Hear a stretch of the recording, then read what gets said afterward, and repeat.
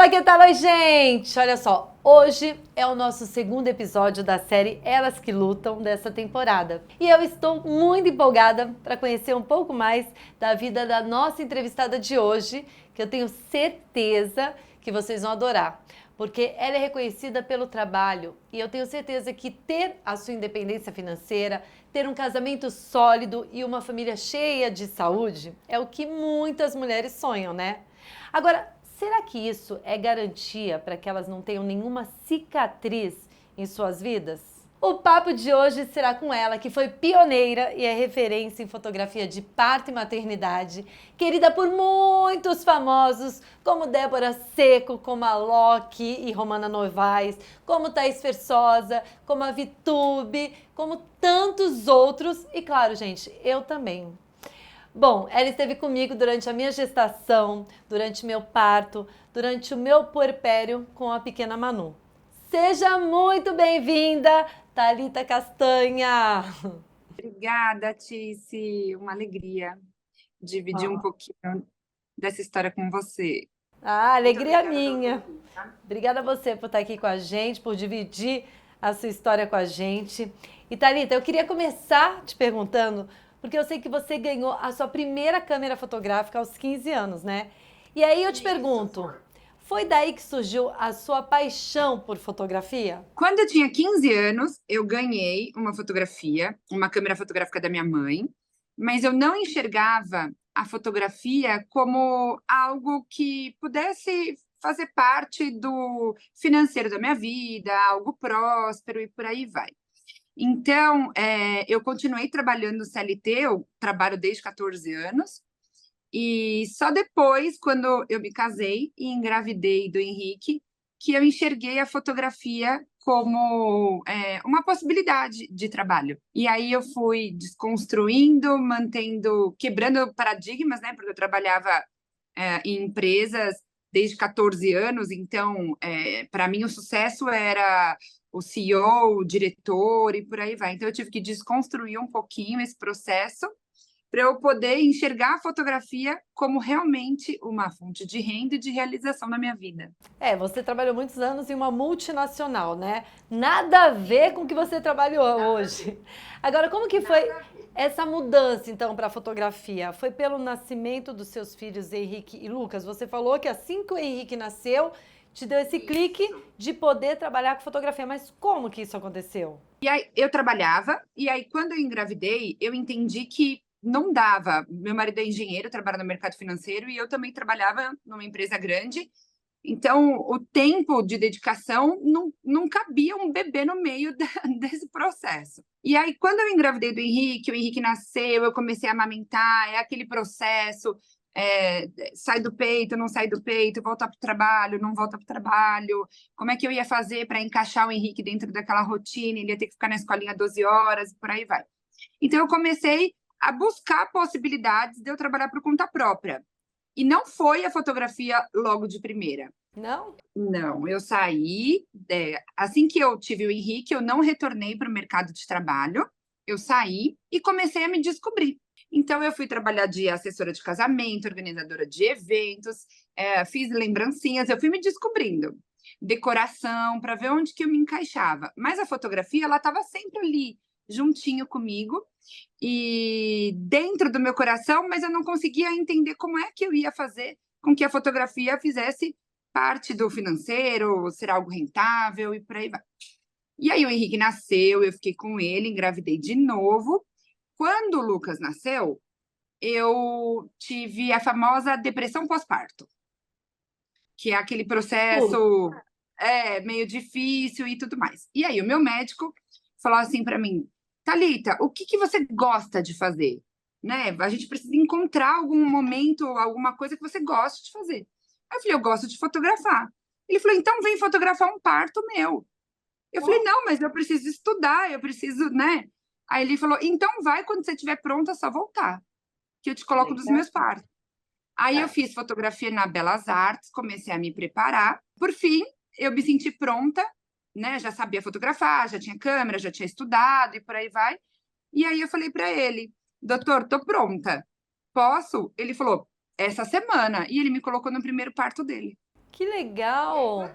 Mas Como ele foi? fez isso para me ajudar, para tentar fazer com que eu descobrisse uma alegria. Que bacana. Agora, quais foram os maiores desafios, assim, para você começar na fotografia, né? E como você conseguiu conciliar a maternidade com essa jornada aí de trabalho? De estudos, na verdade, né? Porque você começou a estudar para começar a trabalhar. Desde que eu entrei a primeira vez no centro obstétrico, que eu fotografei o primeiro parto, ali eu me encontrei e eu senti que ali era o meu lugar. Eu saí do CLT para eu poder ter mais qualidade de vida com a minha família, mais tempo com os meus filhos e tudo mais. E aí a minha meta eram 4 ensaios por mês, assim, um por semana. Aí eu falei, eu faço um por semana e fico com os meninos e por aí vai. E aí eu comecei a fotografar 1, 2, 3 na semana, e aí eu comecei naquela crise do crescimento, onde eu tinha que gerenciar os meninos, mais o estúdio que estava crescendo, que a intenção do estúdio era um por semana, 4 ensaios no mês, e eu acabei transformando o estúdio numa grande possibilidade de ensaios, e minha agenda acabou funcionando, e eu acabei entendendo que sair do CLT para eu ter mais tempo com a minha família foi por água abaixo, que eu acabei me dedicando, tendo muito mais horas, né, em dedicação ao trabalho quando eu montei algo, mas eu estava muito feliz de construir um estúdio e falar, não, tá dando certo, eu quero ficar aqui. Thalita, você tem apenas 11 anos de carreira e hoje você já é referência nesse segmento, né? Já deu cursos em vários estados brasileiros, foi garota propaganda de uma das principais operadoras telefônicas e é a preferida dos artistas brasileiros. Como que começou esse boom assim na sua carreira? Foi a partir das fotos que você fez na maternidade com a Débora Seco? Foi basicamente no mesmo momento. Quando a Débora chegou, quando ela me procurou, eu já estava com a agenda um pouco movimentada. Então, eu já estava naquela fase de já entendi que eu não vou mais fazer 4 ensaios no mês e que eu gosto de trabalhar e eu estou feliz aqui, eu quero fazer um estúdio acontecer. Já estava nesse momento. Quando a Débora me procurou e eu fotografei o nascimento da Maria Flor, a Débora apresentou para o mundo e para as pessoas, para o Brasil inteiro, a fotografia do jeito que eu acreditava. Então, quando ela mostra o nascimento da Maria Flor daquela forma, né, de uma forma mais sensível, mesmo sendo um parto cesárea, de uma forma acolhedora, as pessoas enxergaram que dentro da cesárea tinha poesia também, né? Tinha sentimentos, tinha emoção e por aí vai. Então, a Débora mostrou para o mundo o trabalho da forma com que eu acreditava. Que E foi bacana. incrível, porque depois da Débora, eu fotografei vários outros artistas, né, por indicação. Então, um artista que foi indicando o outro, que foi indicando o outro. E desde o primeiro momento que eu fotografei com a Débora, eu entendi que eu gostava de atender o artista e eu gostava de ter o que o artista procurava, porque a técnica de fotografia é uma obrigação do profissional. Agora, dentro desse contexto todo, o fotógrafo precisa ter a sensibilidade, precisa ter o sigilo, né? Manter o sigilo da informação, entender que é o artista que vai fazer o anúncio, não dá furo de fotografia e nem de notícias e por aí vai. Então, toda vez que um artista me procura, o meu coração fica super aquecido, porque além dos artistas terem uma régua alta, né? Ter muito contato com televisão, fotos e por aí vai, é também uma confiança, né, na minha personalidade, né? Então, isso me fez muito feliz. E eu adoro atender artista. Além da sua experiência, né, como fotógrafa maravilhosa, as suas fotos que são realmente únicas, além disso tem a ética profissional, né, que você faz com muita maestria, que é muito bacana, né? Então as pessoas acabam ganhando essa confiança, então junta, né, o útil ao agradável, ainda mais para os artistas, e isso realmente é maravilhoso. Agora conta pra gente, por favor, assim, quem são os famosos que você já atendeu? Eu falei alguns aqui. E se puder revelar alguma curiosidade do parto, assim, de algum deles, alguma cena emocionante ou inusitada. Eu sei que o parto da Zoe, por exemplo, você ficou mais de 30 horas seguidas, né, ao lado da Sabrina Sato, porque ela tentava o normal, né, até que ela foi para cesárea. Isso, no geral, isso não acontece. É porque, como a bolsa da Sabrina já tinha rompido, acho que rompeu em casa e ela foi para o hospital, então tudo indicava ali que o parto ia ser rápido e ia acontecer nas próximas horas, e por fim não. Mas por mais que eu tenha ficado 30 horas com a Sabrina, foi incrível ver a força da mulher, a determinação que ela tinha, a concentração que ela tinha em conseguir realizar o sonho e oferecer o parto que ela achava que era bacana ter. Então, fiquei 30 horas com a Sabrina porque foi um parto diferente, um pouco mais extenso, longo. Acabou indo para cesárea, mas foi incrível da mesma forma. E eu saí com uma lição muito bonita do parto da Sabrina, enxergar a força dela ali. Ela ficou 12 horas fazendo agachamentos, né, se dedicando. Foi um exemplo de garra e determinação. E eu costumo falar, Tice, que eu nunca saio da sala de parto da mesma forma que eu entrei.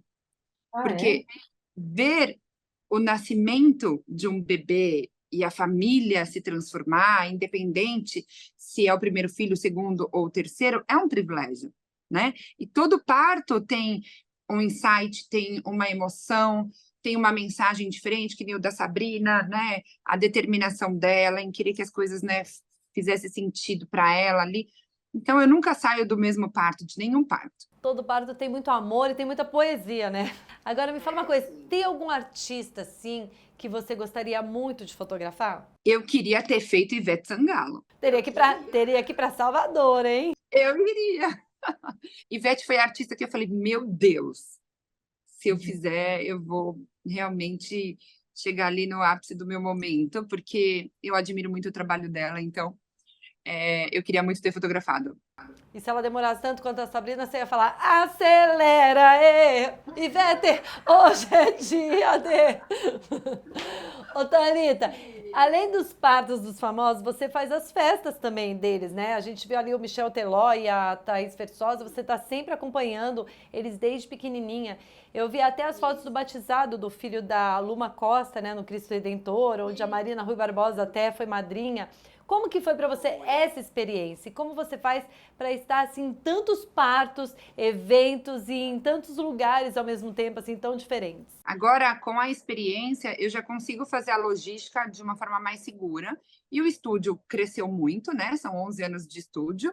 Então, eu tenho uma equipe, eu não trabalho mais sozinha. Eu entendi que para prestar o serviço de fotografia de parto e juntar as outras atividades, como o aniversário, a cobertura do batizado e outros ensaios, eu tinha que ter estrutura de equipe, porque é um evento, o nascimento é um evento da natureza, né? Então, eu não chegou um momento da minha carreira que eu entendi que eu tinha que expandir para o lado, tinha que ter apoio, tinha que ter outras pessoas trabalhando no estúdio, e hoje nós somos em 24 pessoas aqui no estúdio. Uau! O estúdio ele é grande. E o estúdio, desde que eu coloquei o estúdio para funcionar, ele sempre teve a intenção de fidelizar o cliente e de acompanhar a história da família.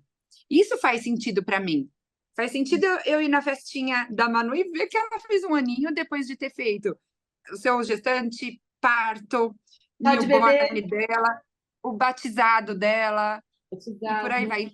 Então, isso é muito gostoso, faz muito sentido isso. Que bacana. Agora, mas nem tudo na sua vida, né, Thalita, foram flores. Eu fiquei sabendo que com a pandemia, assim, você acabou tendo que diminuir seu fluxo de trabalho, né? O seu marido, o Vitor, trabalhando intensamente no mercado financeiro, você preocupada também com as suas clientes, com as suas funcionárias, e você até acabou desenvolvendo uma síndrome do pânico e crise de ansiedade.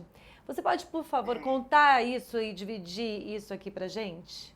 Estou tratando ainda, né? Acho que é um processo que ele não é curto, né? Ele é longo. Falar disso também é curar, porque todas as vezes que eu falo, eu também vou, né, sintetizando as coisas dentro de mim. Mas eu acho que, assim, antes da pandemia, eu vim num processo de trabalho muito intenso. Muito intenso. Eu tinha que estar em todos os lugares e eu não sabia falar não, tipo, não, eu não tenho agenda, eu sempre dava um jeito, eu ia, porque eu sempre gostei, eu me realizo trabalhando.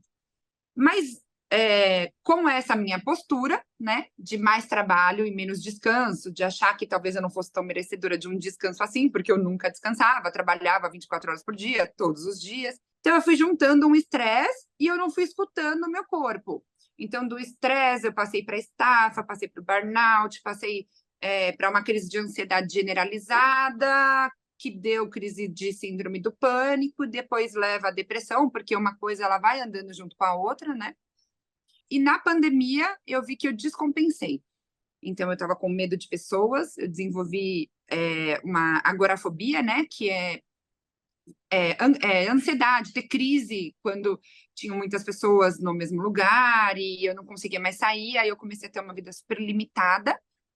Então, a minha primeira crise foi há 2 anos atrás e eu fiquei 3 meses sem sair de casa. Eu tinha medo de entrar dentro do elevador. Então, foi o período mais crítico para mim. Eu tive essa crise intensa 2 vezes. Esse ano, no começo do ano, que foi uma recaída, e o ano passado. Mas estou tratando, estou desenvolvendo, melhorando. O meu médico fala que a diferença, né, de mim para muitas pessoas foi que eu não aceitei e eu não me reconhecia naquelas condições. E aí eu provei um pedacinho do inferno, porque eu estava doente e ainda tinha que gerenciar todo o processo do estúdio, minha agenda, e isso ia criando mais estresse e mais responsabilidades. Tanto que se alguém fala assim para mim, Thalita, eu quero fotografar, mas só se for você, eu já tenho uma crise de pânico. Porque eu já sinto peso nas costas de ter que ser só eu. A mulher já tem isso, né? A gente já tem esse peso, né? Em ser mãe, em trabalhar, em ser esposa. Então já tem tudo isso. Ainda você com uma síndrome do pânico, realmente, né? Deve ter sido muito difícil, né? Foi evoluindo, né? E aí, assim, eu não medi esforços para buscar tratamento, então eu fazia acupuntura, eu fazia laser no braço, eu procurei 7 médicos para entender o que estava acontecendo comigo, porque eu falava, não sou eu não sou dessa forma. E aí os meus funcionários, o meu time do trabalho, ninguém me reconhecia mais, né? Cadê aquela menina que entrava aqui animada, com bastante energia? Você sabe que eu tenho bastante energia, né? Estou disposta a fazer acontecer, a fazer as coisas. E essa menina tinha acabado. Então eu não conseguia mais estudar com os meus filhos, coisa que eu amo estudar com eles para prova, para trabalho escolar. Então eu percebi que eu fui perdendo presença em casa, eu fui perdendo presença no trabalho e eu fui ficando cada vez mais com medo de sair. E inconformada, né? Então eu busquei ajuda de todos os lados, mas demorou para eu sair. Eu fiquei 3 meses sem sair de casa, sem pôr o pé no elevador. Eu acho importante até você explicar isso, porque você não é um caso isolado, né? Muito pelo contrário. Segundo a OMS, por exemplo, a Organização Mundial da Saúde, o Brasil ele lidera o ranking de casos de ansiedade no mundo. Aproximadamente assim 9,3% dos brasileiros enfrentam o transtorno de ansiedade, né? Para você, por exemplo, isso se tornou algo que você já cicatrizou ou você ainda está nesse processo de cicatrização, né? E o que você tem feito para enfrentar? Você falou que você teve uma recaída agora no começo do ano, né? As minhas 2 crises foram nas férias. A primeira crise foi nas férias e a segunda também. Eu tenho feito terapia, tratando com medicação, meditação, e eu mudei todo o estilo de vida que eu tinha. Eu tive que fazer uma visita mesmo na minha vida e entender que daquela forma não estava me levando para um caminho saudável. Então, eu tive que reduzir. Hoje eu atendo 3 vezes por semana no estúdio. Antes eu fazia 5 ensaios por dia e atendia todos os dias. Então, foi um processo para eu aprender a falar que minha agenda já estava fechada, disponibilizar aquele período, disponibilizar aquele número de ensaios, entender o meu limite e me respeitar. Respeitar os meus limites. Porque eu fiquei assim porque eu não respeitei os meus limites. É tirar um pouco de tempo para você, para sua família, para as coisas que te fazem bem, né? Eu fiquei 6 anos sem tirar férias. A mulher, ela tem todo um processo em casa para equilibrar. Tem todo um processo com os filhos. É claro, nossa, meu marido é incrível, maravilhoso. A gente tem uma divisão de tarefas e tudo mais, mas mesmo fazendo essa divisão, a mulher ainda tem, parece que uma sobrecarga, né? E aliado ao trabalho, pandemia, eu dei uma pirada. Mas eu não me reconhecia daquele jeito, Tícia, eu não era daquele jeito. E não foi fácil sair da crise, da primeira crise. Porque eu tive que aprender a sair de casa de novo. Então, eu tive que fazer um acompanhamento de reeducação. Primeiro eu ia na academia do prédio, aí no dia seguinte eu ia de novo. Se eu tivesse crise, eu pulava um dia e eu ia no dia seguinte, para eu me acostumar a voltar a ir para academia sem ter crise. Tive que ir tive que desprogramar um pouco a minha cabeça, sabe? Fazer uma nova programação. Se eu fosse na sua casa uma vez, eu ia ter crise. Eu não conseguia estar. Tudo que era a primeira vez me dava crise. Ô, Thalita, eu vi até que ultimamente você tem falado nas suas redes sociais sobre um pouco dessas dores, né, que você tem superado. Como que está sendo o retorno disso? Você tem recebido relatos assim de pessoas, ainda mais depois da pandemia, né? Porque eu vi que muita gente está sofrendo com ansiedade, né? Eu acho que a pandemia, ela acabou causando muito isso nas pessoas, né? Falar disso é também um processo de cura e de aceitação, né? Quando eu resolvi falar no Instagram, porque eu fiquei sumida do Instagram 3 meses. Quando eu voltei, eu não voltei ainda com a presença digital que eu tinha antes. Então as pessoas perceberam, né? E tentando fazer de tudo para que não impactasse, para que, né, as pessoas não se sentissem contaminadas ali, porque ninguém quer abrir o Instagram e as redes sociais e falar de algo baixo astral. Mas falar no Instagram, dividir isso para as pessoas foi uma libertação, porque eu recebi tantos relatos de mulheres que acabaram de ter bebê, que estão retornando ao trabalho, que estão em crise, que passaram pelo processo da pandemia, que também estão com crise de ansiedade, síndrome do pânico, que não estão conseguindo saber equilibrar as funções, né, da maternidade com o trabalho. Então, eu percebi que eu tive uma empatia muito grande das pessoas e a gente tem, sim, um número muito grande de pessoas com problema de saúde mental. E eu sempre fui uma pessoa super forte, super ativa, para cima. E eu acho que também conhecer um pouco dessa Thalita, né, de me conhecer tão bem, saber que eu não era daquela forma, fez com que eu não aceitasse aquele quadro. Então, tudo que o médico falava, eu fazia. Legal. Mudei a alimentação, eu mudei exercício físico, eu reduzi a agenda, hoje como infinitamente mais saudável. Eu fiz uma adaptação da minha vida inteira. Muito legal. E é legal você compartilhar isso, porque muitas pessoas não sabem por onde começar, né? Então, você colocando isso nas suas redes sociais, você acaba ajudando muita gente, né? E você que é uma grande referência, assim, para as fotógrafas, para as suas clientes, para as mulheres que trabalham com você e também as suas seguidoras, né? Que mensagem que você gostaria de passar para que elas consigam também lidar melhor, assim, com as suas próprias cicatrizes? Acho que primeiro respeitar os limites. O corpo ele diz, a gente aqui não escuta e muitas vezes a gente não escuta porque o nosso comprometimento com o trabalho é tão grande que a gente anula, né? Não, pode deixar que eu consigo e tudo mais. Então eu acho que respeitar os limites, entender os limites, vai fazer com que o profissional tenha uma vida muito mais saudável e duradoura, né? E eu entendi nesse processo que falar não é falar sim para mim também, né? Quando a minha agenda hoje ela está aberta 3 vezes na semana aqui no estúdio. Pode abrir uma exceção se eu acho que aquilo vai fazer com que extrapole a energia que eu tenho para dar ali naquele momento, eu tenho que dizer não, encaixa para a semana que vem 3 vezes na semana. Verdade. Então é uma reeducação, né? Uhum. É muito difícil, né, pra gente aprender a falar não. É muito difícil. E para os meus filhos me verem desse jeito foi muito difícil, porque a gente fez uma reunião em casa e falou: olha, a mamãe não tá bem. Eu preciso da ajuda de vocês. Não é porque a mamãe tá em casa que, né, que tá tudo bem aqui. Aí a gente fez um combinado para que eles fossem mais, cooperassem mais. Quantos anos eles têm hoje? O Henrique tem 15 e o Lucas fez 12. E eles entenderam? Muito. Acho que, assim, o maior ponto de apoio que eu tive foi o entendimento da minha casa e da minha equipe de trabalho.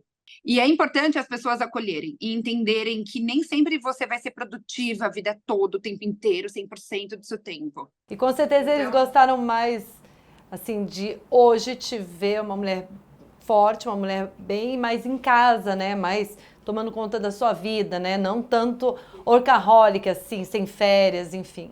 E além de adaptar toda a minha vida, com o que eu passei, foi muito interessante porque em casa todo mundo mudou os hábitos. Então, o meu marido faz atividade física todos os dias. Ele emagreceu na época, né, que tem um ano já, 20 quilos. E ele nunca foi forte nem nada, mas ele precisava perder. Então, a alimentação da minha casa ficou extremamente mais saudável. O Lucas ficou muito mais aberto, porque ele tem um pouco mais de seletividade alimentar. Ele ficou muito mais aberto a provar coisas saudáveis. Então, eles entenderam assim: se a gente não mudar também, a gente pode ficar assim. Então acabou, é um mal que acabou fazendo um bem para a família toda, né? Comendo mais saudável, exercitando, todo mundo se exercitando, vocês acabam até ficando mais unidos. Sim, com certeza, com certeza. O desafio foi e continua sendo o trabalho, né? Uma agenda muito cheia e do nada eu passar por um processo de limitação, não porque eu não tenho cliente, eu tenho super, né? Mas porque aquilo é saudável para mim no momento. Olha, Thalita, eu quero te agradecer demais por você estar aqui abrindo o seu coração, por mostrar assim que mesmo diante das dificuldades, a gente tem que seguir em frente com muita fé, com muito amor. Então, ó, eu desejo que você continue tendo cada vez mais sucesso na sua carreira, que eu, né, particularmente tanto admiro, e que você seja sempre muito feliz ao lado dos seus filhos, do Henrique, do Lucas, do seu maridão aí, o Vito. E eu queria só te agradecer, muito obrigada, né? Eu sabia um pouco da sua história, eu não sabia tanto, mas muito legal, obrigada mesmo por compartilhar com a gente, viu? Obrigada, Tice. É um prazer falar disso e falar, né, de uma fragilidade que não acontece só na minha casa, né? E que é possível. Hoje eu percebo que eu estou muito melhor. Eu desenvolvi técnicas para eu poder viver junto com as pessoas. Eu fui no Rock in Rio, eu fui no Festival No Detal, respeitando os meus limites, mas eu voltei já a frequentar lugares que estavam tão distantes, né, para mim, os eventos, voltei a fotografar as festas de aniversário, voltei a fotografar os batizados. Então, coisas que, né, me deixavam muito limitados e que eu achava que naquele período que eu não ia mais voltar à normalidade, né?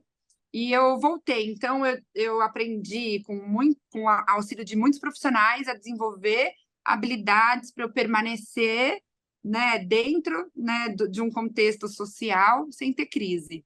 Então, hoje eu estou muito bem, muito melhor e sabendo da importância de respeitar os limites da minha vida. Muito legal. Você é um exemplo hoje, né? Um caso de superação, mas é um exemplo. Eu tenho certeza que muitas pessoas estão aqui assistindo a gente, estão muito felizes, né? Vendo o seu relato. Você que é uma pessoa que passou por tudo isso, uma pessoa que as pessoas conhecem, que acompanham o trabalho e vê que hoje você está bem, né? E muitas que estão passando pelo mesmo processo que você e de repente vendo que há uma luz ali no final do túnel, graças ao seu relato. E a chave é não aceitar aquela condição. bem. Quem está passando por isso, se conseguir não aceitar aquela condição, não se entregar, é a chave para sair. É isso aí. E tire férias, né? E tire férias, gente. Férias é tudo na vida do ser humano. Vai com a família viajar. Eu vou para a Europa em janeiro, passear. Obrigada, viu? Que você não tenha mais nenhuma recaída, que tudo dê certo, daqui pra frente, só alegria. Com certeza. Continuo trabalhando e feliz no meu trabalho, mas agora com equilíbrio. É isso aí. Muito obrigada, viu, Thalita? Um beijo para todo mundo, viu? Beijo enorme. Obrigada, Tice. Gente, está sendo muito enriquecedor para mim poder conhecer ainda mais histórias de mulheres que sabem lidar com as suas cicatrizes. E situações difíceis, infelizmente, também podem deixar sinais na nossa pele, né? Olha, a pele é um órgão que responde ao passar do tempo, aos maus hábitos, ao clima, formando rugas e linhas de expressão. Mas também ela pode responder muito bem quando você a cuida de maneira adequada, como com Cicatricur Creme Antissinais. A sua fórmula promove a regeneração natural da pele mais firme, com menos rugas, a partir de 2 semanas. Olha, sua pele responde à tecnologia anti-sinais de Cicatricur. Cicatricur, soluções mais profundas.